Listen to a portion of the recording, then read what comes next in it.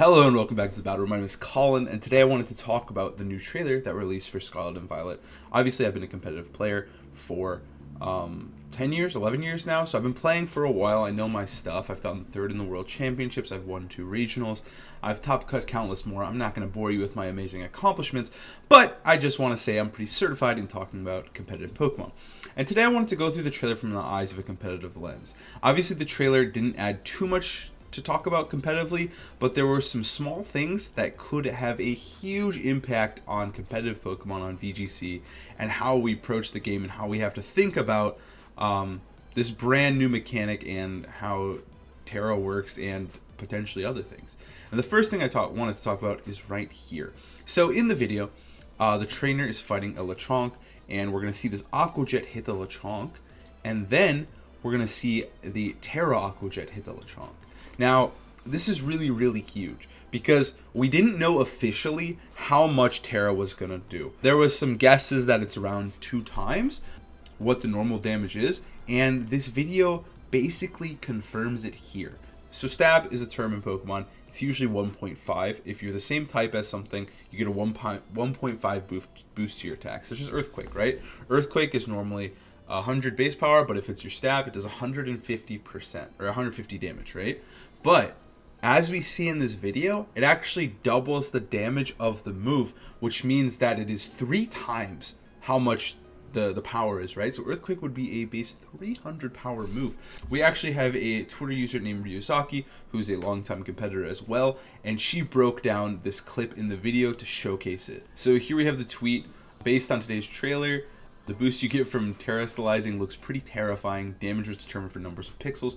I trust Trista here, and I trust this picture. Obviously, they used the pixels. So the first one did 22%. That is the Aqua Jet. So that's a base 60 power move because it's base 40, Stab 60.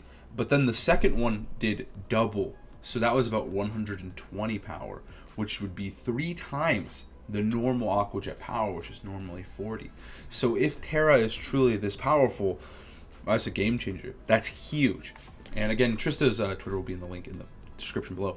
But this could be huge for competitive Pokemon. Pokemon like Garchomp could be absolutely insane. Anything that is abusing a Stab and potentially doing spread moves would be ridiculous. Tyranitar, just to name a few. But I think that this mechanic truly becomes a more offensive one rather than a defensive. If it truly does multiply the power by 3 times how much it normally is with the Stab, obviously, then I don't see a reason to ever turn into a type that isn't one of your already existing types, because you're just getting such a huge power creep and huge damage output from that Pokemon.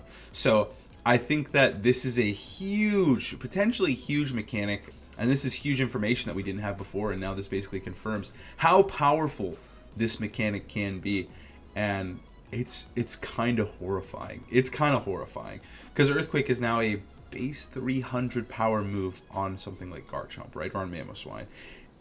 And that's ridiculous. Like, the damage output is just truly insane.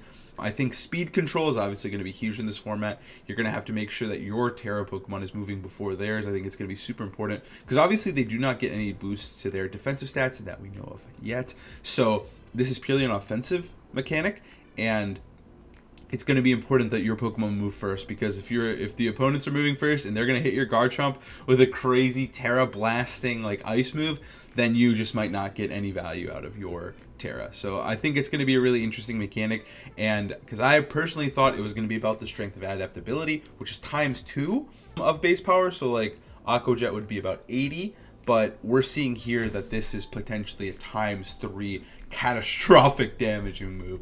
So we'll have to see when the games come out. We'll get more information as we go on. But yeah, this is a pretty horrifying thing to see. ×3 is absolutely ridiculous. But anyways, back to the trailer. So the next thing I wanted to talk about is Girafarig.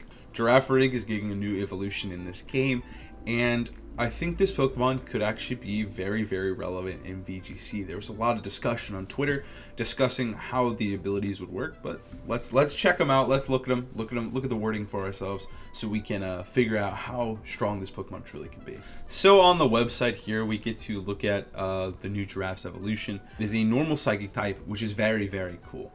Girafarig obviously was not a very strong Pokemon, but now moving to a normal Psychic type as a potential Trick Room user per se could be really, really interesting, just because normal and psychic is a very strong combination. It's not weak to ghost, and it is a very unique combination as well.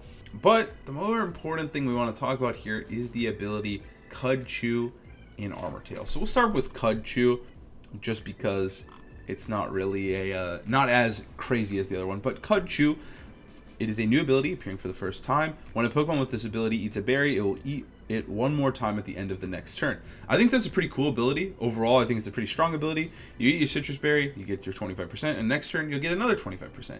It just seems like a pretty win-win situation, a good ability, right? You get 2 berries potentially. If you survive the turn, you could always press Protect as well to guarantee Cud Chew, and Protect is obviously a very, very good move in VGC, so yeah, it looks like a pretty strong ability, but it pales in the comparison of Armor Tail. So Armor Tail is a new ability appearing for the first time. It makes the opposing Pokemon unable to use priority moves.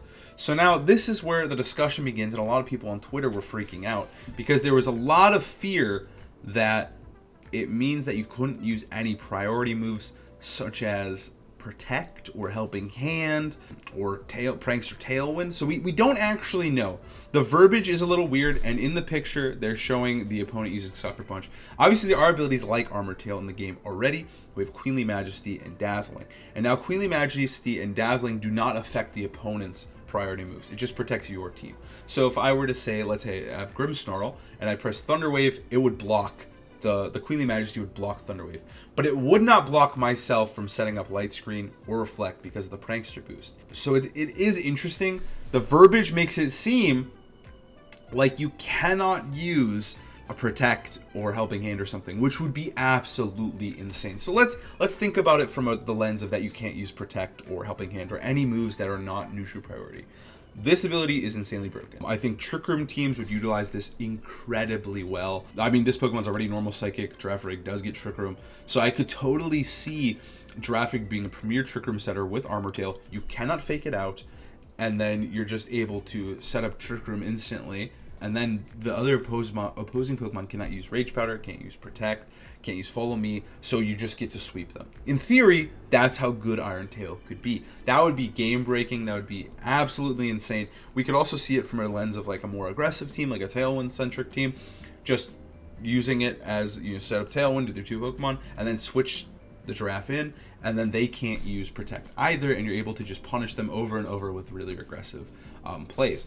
So I don't know. It's really interesting if it does function that way, if it stops Protect. It is very, very strong Pokemon, but we kind of have to wait and see because like neutralizing gas, for example, is a very, very strong ability as well. But because of the way Weezing is, and it's not like the most broken Pokemon of all time, neutralizing gas is just okay. I think it's an okay ability. If it was on a much stronger Pokemon, it would be absurdly broken. But because of the way it interacts with specifically Weezing, we'll have to wait and see. Like if this does block Protect, I don't know how good the normal Psychic Girafarig would be. I think Trick Room would be its primary use, but we don't know. But the verbiage is kind of scary, but also we do know that in the past the verbiage like this was the same way for both Dazzling and Queenly Majesty. Dazzling, obviously according to Bulbapedia, surprises the opposing Pokemon, making it unable to attack using priority moves, so specifically attack. And then Queenly Majesty, its Majesty pressures the opposing Pokemon, making it unable to attack using priority moves. So both those give off the same vibes that Armor Tail does, so we're not really sure. I don't think it would realistically like stop Protect and Helping Hand, just because that ability would be straight up broken. It would block so many moves in the game, just almost unnecessarily. Like obviously blocking stuff like Sucker Punch or Fake Out is really, really cool, and I think that this Pokemon will still have use. I play a lot of Spike Myth Cup, which is Sword and Shield without Dynamax, and Serena is a very, very strong Pokemon in that format as well. So even if it doesn't block like Protect or Helping Hand, it's still going to be a great, great ability for Trick Room as well. Because now you can set up Trick Room and have the Armor Tail on the Trick Roomer. I'm just seeing this as a Trick Room party. So we'll see. I think both abilities are pretty interesting. Cud Chew seems really neat. And then Armor Tail just seems like a really, really strong. I think Queenly Majesty is a healthy, good ability. It nerfs things like Fake Out and nerfs things like Sucker Punch and priority Prankstermons like Grimmsnarl or Thundurus. So I think it's a great addition to the game, and I'm happy that a Trick Roomer gets it. I'm a Trick Room fan. But I think Girafarig is another Pokemon to look forward to. And now, finally, the biggest reveal of them all. So, near the end of the video, we get probably the craziest thing they've shown the entire time. And it's not something that you'll notice on first glance, and it's something that you might have missed. So, they go off into this raid den versus Chansey, right? And they're ready to fight Chansey. It is a Terra raid battle. And we see that the new Giraffe is there and Sableye, and they're fighting against the Ghost Chansey type. And so they're going to hit Chansey with the super effective moves. Nothing too out of the ordinary yet, but right there, you notice it. Drifloon is sleeping, right? And Drifloon used Shadow Ball. And so it's really interesting because you're not usually able to attack if you're asleep, right? That's kind of the way Pokemon works. And if we keep watching, we'll also notice the trainer is commanding him to use these moves. But then the new Giraffe falls asleep as well. And you see that the Giraffe and the Drifloon are still asleep, but yet they continue attack the entire time. Drifloon actually goes down as well, and then it says, there it goes. Fair Giraffe, whatever it's called, uses Psybeam.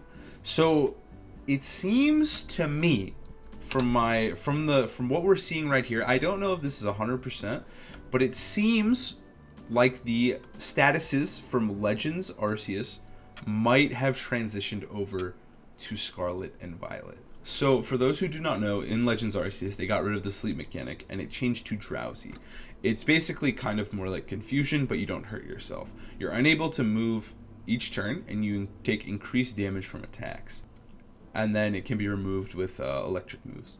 So it looks like in that situation, the Giraffe and Drifloon are both attacking and using moves through a sort of drowsiness. We don't know for sure, but it seems like it could potentially be Drowsy, which is huge because sleep is a very, very centralizing and very strong mechanic in Pokemon. It's been since I've played in 2012. It's always been a very broken status.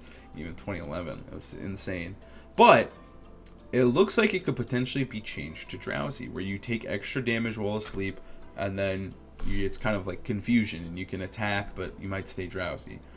Which could be a absolutely insane change because of Pokemon like Amoonguss and Breloom, who are normally very, very dominant, very strong Pokemon, especially Amoonguss. But it might change to Drowsy, which completely change how sleep works. But that could mean that Frostbite is in the game. And I know a lot of people really, really like Frostbite. It's the way it kind of works as a burn does, like burn to physical attackers, but instead it actually halves your special attack. So you take the burn damage, and then you also get your attack halved. So if the sleep mechanic is truly Drowsy, and they actually did change it, which in the video, once again, they do attack while asleep, this could mean that Frostbite is in the game. And I know a lot of people are really excited about Frostbite. It's a very cool status. I mean, it's kind of...